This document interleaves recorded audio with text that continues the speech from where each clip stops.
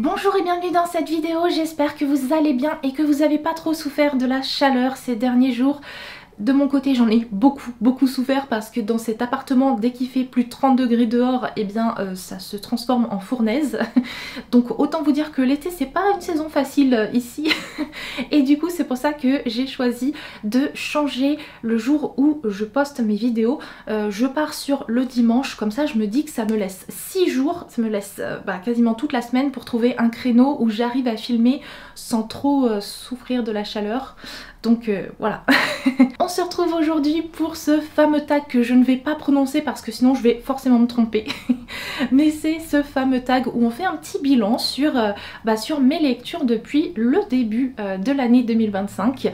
Il y a quelques questions et je vais y répondre en me basant donc sur les 50 livres que j'ai lus pour le moment. Première question, ta meilleure lecture depuis ce début 2025? Ma meilleure lecture en réalité c'est deux livres, mais deux livres d'une même saga. Il s'agit de Iron Flame et de Onyx Storm.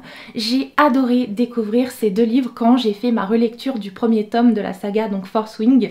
Ensuite j'ai enchaîné avec Iron Flame puis Onyx Storm et j'ai passé de très bons jours en la compagnie de cette saga qui est vraiment une de mes préférées, mais genre vraiment gros coup de cœur sur Fourth Wing.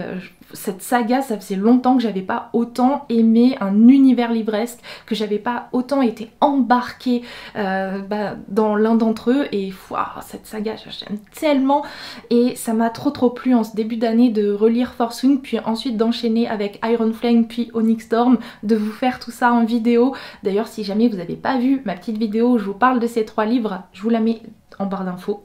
Enfin je vous mets le lien en barre d'infos, n'hésitez pas à aller la voir, surtout que maintenant que Onyx Storm est sorti en VF, je pense que ça peut vous plaire de me suivre, découvrir ces livres là et de voir si vous avez pensé la même chose que moi quand vous les avez lus, sachant que c'est une vidéo qui est majoritairement sans spoiler. Il y en a juste à la toute fin mais c'est bien indiqué, rassurez-vous.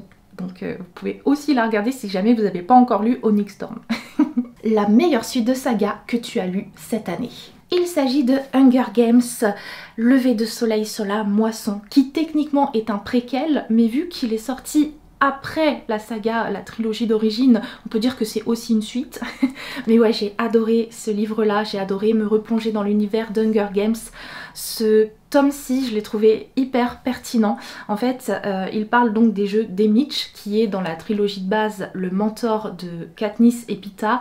Là, on va se plonger quelques années en avant et découvrir comment lui, il a gagné ces jeux. Et évidemment, ça nous plonge dans un récit parfois très dur, mais waouh, comme d'habitude, l'autrice, elle arrive à transmettre un message de façon très efficace. Non, franchement, ce tome-ci, il m'a particulièrement plu parce que je pense qu'en plus, il m'a beaucoup fait penser au premier tome de la trilogie de base où on suit Katniss et Peeta. Vraiment, quand j'ai lu ce tome-ci, ça me l'a beaucoup rappelé et forcément, étant donné que je l'avais adoré, j'ai aussi adoré ce tome-ci. Quelle est la parution de cette année que tu as le plus envie de lire? Il s'agit d'un roman que j'ai acheté et qui est La Petite Boutique de Sortilèges. J'ai trop envie de me plonger dedans et de me plonger dans cet univers de cozy fantasy parce que j'adore la cozy fantasy tout d'abord. C'est cozy et c'est de la fantasy, donc tout pour me plaire. Et en plus de ça, l'histoire où on va suivre ce personnage qui est là, qui va ouvrir une boutique de sortilèges, je trouve ça vraiment trop chouette. Et c'est une lecture en plus qui a l'air hyper automnale, donc évidemment je vais pas la lire tout de suite, mais vous vous doutez bien que dès que l'automne va arriver, celui-là je vais le sortir de ma palle. Quelle est la prochaine parution de 2025 qui te tente le plus? Il s'agit d'un livre qui a été annoncé il y a à peine quelques jours par la maison d'édition et qui est, si je me souviens bien parce que le titre est très long, Tenir une auberge magique, guide de survie pour sorcières. Et c'est un livre qui m'intrigue beaucoup parce qu'il a été écrit par la même autrice que celui-ci. Celui-ci, La Société très secrète des sorcières extraordinaires. Encore une fois, un titre bien long. Je l'avais adoré et du coup, j'ai très envie de retrouver l'autrice sur une nouvelle cozy fantasy. Franchement, trop hâte de voir ce qu'elle nous réserve pour celui-ci, surtout avec un titre pareil, Auberge magique et sorcière. Forcément, je pense que ça va me plaire. Quelle est ta pire déception en 2025? Il s'agit d'un livre que je ne vous ai même pas chroniqué sur cette chaîne tellement ça m'a trop déçu de ne pas l'aimer.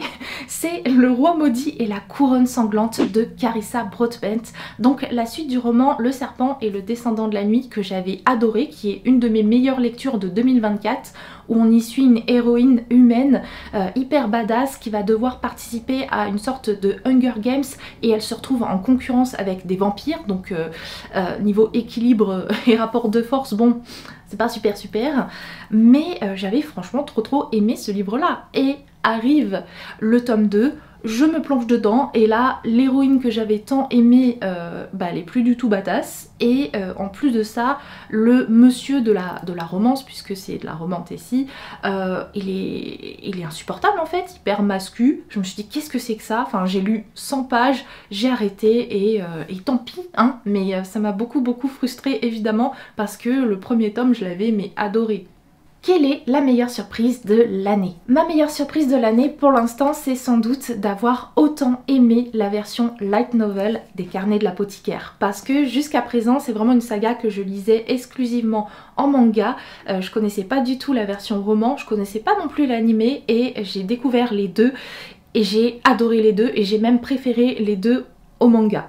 Non mais franchement j'ai trop aimé ce format-ci. J'ai aimé le fait qu'on puisse tout enchaîner au niveau des intrigues, que tout soit très fluide et du coup que tout fasse sens beaucoup plus rapidement en fait. Et oh quel plaisir, cette saga, je l'aime encore plus depuis que je l'ai découvert sous ces nouveaux formats, que ce soit donc le roman ou l'animé. Franchement c'est un gros coup de cœur pour moi désormais et j'ai trop hâte de pouvoir lire la suite de la saga dans ce format-ci, même si j'avoue que j'aimerais bien que la maison d'édition sorte des tomes collector pour les autres tomes en roman, hein, voilà, comme ça je les ai tous dans une belle version collector, reliée et tout, ça serait bien. Quel est ton auteur, autrice préféré découvert cette année? J'ai choisi de vous parler d'une autrice que j'ai découverte cette année, enfin découverte cette année, avec sa saga Divine Rivalité, donc oui, Rebecca Ross. Franchement j'ai beaucoup aimé sa plume, j'ai beaucoup aimé son imagination, ce qu'elle avait su créer notamment avec cette saga, la façon dont elle nous racontait en fait cette histoire et du coup ça me rend hyper curieuse et j'ai très envie de la découvrir avec tout simplement une autre histoire et une autre saga. Quel est ton dernier book boyfriend? Alors moi vous savez, en termes de book boyfriend je suis quand même assez fidèle. J'en ai un depuis maintenant des années qui s'appelle Rhys de la saga ACOTAR et c'est vrai que bon l'année dernière j'en ai rencontré un autre qui m'a aussi beaucoup plu et qui est Xaden de la saga Force Wing. Pour cette année 2025 j'en ai pas de nouveau parce que pour réussir à détrôner ces deux-là, pour réussir à leur arriver ne serait-ce qu'à la cheville, faut y aller. Donc pour l'instant pas de nouveau book boyfriends. Le dernier en date c'est Xaden rencontré l'année dernière. Voilà. Quel est ton nouveau personnage préféré? Pour cette question j'avoue que j'ai eu du mal parce que en ce début 2025 j'ai surtout continué des sagas en fait. Donc j'ai pas forcément rencontré beaucoup de nouveaux personnages et du coup pour y répondre, j'ai choisi de mentionner un personnage que j'ai rencontré l'année dernière et que j'ai retrouvé avec un grand plaisir cette année et dont on ne parle pas assez alors que cette saga est incroyable. Il s'agit de Ono. Ono, c'est cette jeune fille qui va devoir partir à l'aventure parce que elle doit sauver sa maman et c'est une jeune fille qui est bourrée d'angoisse mais qui est prête à tout pour sauver sa maman et qui est hyper courageuse, qui va se retrouver dans des situations à chaque fois hyper périlleuses et j'aime beaucoup cette petite fille et j'avais très envie de pouvoir la mettre en avant aujourd'hui dans cette vidéo. Quel est le dernier livre qui t'a fait pleurer? Le livre qui m'a vraiment émue, j'avais les petites larmes, bien évidemment vous serez pas surpris je pense, c'est le tome 4 de Mémoire de la forêt, la saison des adieux, en plus avec un titre comme ça, vous doutez bien que la lecture a pas été facile du tout, parce qu'il a fallu dire adieu à cette saga, mais aussi aux personnages qui m'avaient accompagnée dans ces 4 tomes, et je les aime tellement ces personnages, et j'aime tellement cette saga, et j'ai passé un tel moment avec elle que ouais, j'avoue qu'en lisant ce tome-ci, forcément il y a eu les petites larmes. Quel est le dernier livre qui t'a rendu heureux? Ce livre, c'est Mon été cosy. J'ai adoré me plonger dans cette lecture. Ça m'a fait beaucoup de bien en fait. Ça m'a replongé en enfance et en adolescence en fait. Je me suis retrouvée dans les étés que je vivais quand j'étais plus jeune et qui étaient toujours des moments très particuliers et assez heureux en fait. C'était vraiment une pause dans l'année qui me faisait toujours beaucoup de bien. Bon, aujourd'hui je vis plus du tout les étés de la même façon parce que je vis plus dans une petite maison avec jardin où je peux prendre l'air frais quand j'ai besoin. Non, aujourd'hui je crève de chaud littéralement dans mon appartement, c'est un enfer. Donc forcément mes étés se sont transformés et c'est devenu une saison que j'apprécie plus du tout. Mais lire ce livre, ça m'a replongé en fait dans une sorte de nostalgie, mais une nostalgie hyper heureuse de ces moments que j'ai pu vivre dans mon enfance, dans mon adolescence, et ça m'a fait beaucoup de bien. Et ce livre en plus il est hyper coloré, enfin il m'a fait du bien au moral, vraiment. Quel est le plus beau livre que tu as acheté, reçu dernièrement? Il s'agit du dernier V.E. Schwab, celui-là là.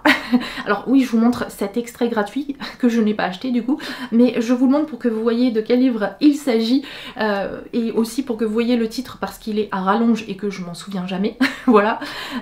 Pour ma part, donc le dernier V.E. Schwab, forcément c'est un livre qui me tentait énormément parce que j'adore l'autrice, que dès qu'elle sort un livre, je me jette dessus, mais quelle édition choisir? J'étais pas forcément convaincue par les versions brochées et reliées des éditions Lumen, donc de la VF. Du coup, je me suis tournée vers les VO et j'ai craqué sur l'édition Fairyloot. Ouh, elle est trop belle, elle est trop belle. J'aime tellement ce livre, il est magnifique et l'intérieur aussi est canonissime. Oh là là, il est trop beau. Et ce livre là donc c'est V.E. Schwab et on va y parler notamment de vampires, donc autant vous dire que j'ai trop hâte de me plonger dedans et le livre est magnifique. Vraiment cette édition là, c'est ma toute première Fairyloot, je suis trop contente. Quel est le livre que tu veux absolument lire en cette fin 2025? Eh bien c'est encore lui, le dernier V.E. Schwab, oui, mais en même temps V.E. Schwab qui sort un livre, forcément que j'ai très envie de le lire. Voilà pour mon petit bilan de cette moitié 2025 qui ça y est s'est écoulée. J'espère que cette vidéo vous a plu. Moi de mon côté, je vous avoue que c'est un tag que je voyais passer à chaque fois et je me disais faudrait peut-être que je le fasse un jour, et vous savez quoi, je suis plutôt contente de vous l'avoir fait aujourd'hui. Sur ce, je vais vous laisser là. Je vous remercie d'avoir regardé cette vidéo et d'avoir passé ce moment en ma compagnie. Je vous fais de très gros bisous et on se retrouve très vite et tout bientôt pour une nouvelle vidéo.